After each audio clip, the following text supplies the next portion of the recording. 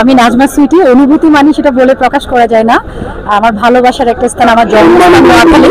Excited, অত্যন্ত চমৎকার অনুষ্ঠান হয়েছে। সুবর্ণচর উপজেলা সমিতি চট্টগ্রামের 10ম প্রতিষ্ঠা বার্ষিকী উপলক্ষে জমকালো আয়োজনে সুবর্ণচর উপজেলাবাসীর প্রাণের মিলন মেলা ও সাংস্কৃতিক অনুষ্ঠান 2025 22শে ফেব্রুয়ারি চট্টগ্রাম নগরের সাগরিকা রোডে অবস্থিত মোস্তফা হাকিম মিনি স্টেডিয়ামে বৃহত্তর অনুষ্ঠানটির আয়োজন করে সুবর্ণচর উপজেলা সমিতি।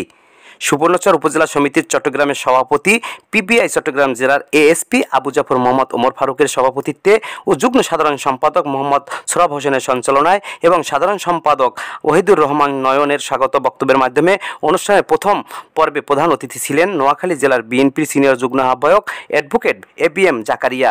বিশেষ অতিথি ছিলেন খাগড়াছড়ি জেলার senior judicial magistrate Shahin Siraj, Feni girls cadet কলেজের সহকারী অধ্যক্ষ মিজান বিন মজিদ, কৃষি সম্প্রসারণ অধিদপ্তরের উপপরিচালক আব্দুস সোবাহান, ডক্টর আকবর হোসেন, সুবর্ণ উপজেলার জামায়াতে আমির মাওলানা জামাল উদ্দিন, চট্টগ্রাম মহানগর বিএনপির সদস্য হাজি হানিফ সদাগর, সুবর্ণ উপজেলা কল্যাণ সমিতির ঢাকার সাধারণ সম্পাদক ইসমাইল হোসেন।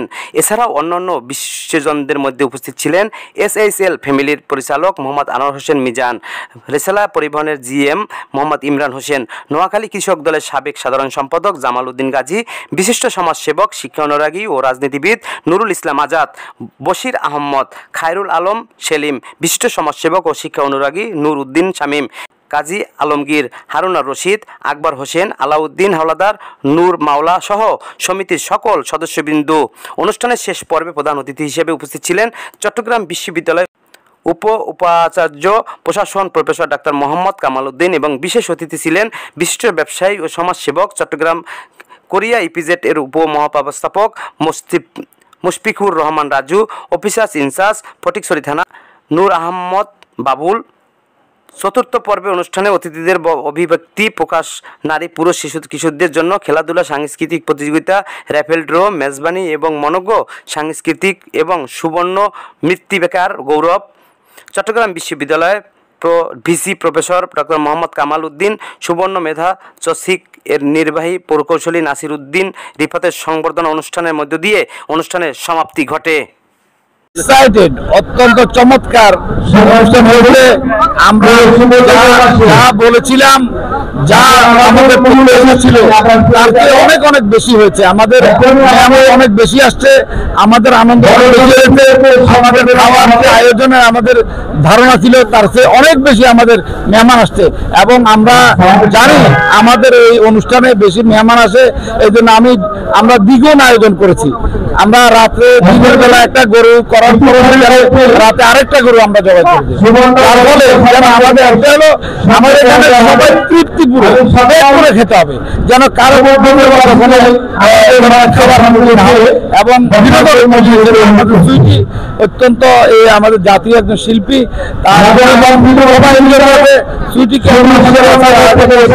সবাইকে সুবর্ণ সমিতি আন্তরিক ধন্যবাদ জানাচ্ছি। আমরা প্রত্যাশা করি আমাদের সুবর্ণ চট্টগ্রামে বসবাসকারী ভাষীরা মুখে মুখে মেলবন্ধন হয়ে এই অনুষ্ঠানে প্রত্যাশা করি। এটা একটা আমার কাছে অত্যন্ত বিরল মনে হয় যে সুবর্ণচরে যত অধিবাসী আছে তারা সবাই মিলে এই সমিতি করেছে এবং প্রায় প্রতি বছরই এই ধরনের অনুষ্ঠান করে থাকে। তো আজকের এই অনুষ্ঠানটা আসলে অন্যান্য বছরের চেয়ে আমি মনে করি যে একটু ভিন্নতা আছে। তার কারণ ইতিপূর্বে আমরা সুবর্ণচর অধিবাসী হয়েও বিভিন্ন সময় আমরা কখনো আমন্ত্রণ পাইনি অথবা যথাযোগ্য সম্মানও পাইনি। এই কারণে অনেক সময় আমরা অংশগ্রহণ করতে পারিনি। আমার মনে হয় আজকে মুক্ত পরিবেশে সুবর্ণচরের মানুষ আমি দেখছি দলমত নির্বিশেষে সকলে জয়েন করেছে, এটাই হওয়া উচিত। এর সাথে আপনারা এসেছেন আমাদের আজকে প্রোগ্রামকে, সেটা আমাদের মিলন মেলা, আমাদের পাড়ে মেলা। আমরা যারা চট্টগ্রামস্থ, আমরা যারা সুবর্ণচরের মধ্যে বসবাস করি, আমাদের একটাই মেলবন্ধন, একটাই জায়গা হলো আমাদের এই সুবর্ণ উপজেলা সমিতির একটা বার্ষিক মেলবন্ধন। এখানে আমাদের অন্যান্য পেশিবাদ সরকার আমলে আমরা একটা চাপে ছিল, ফারুক ভাই যেটা বলেছে, সেই সময় আমরা আমাদের রিলায়েবল মতাদর্শের অনেকে আমরা সেখানে আমন্ত্রণ করতে পারি নাই, বিভিন্ন চাপের পলিসিরা আপনারা জানেন।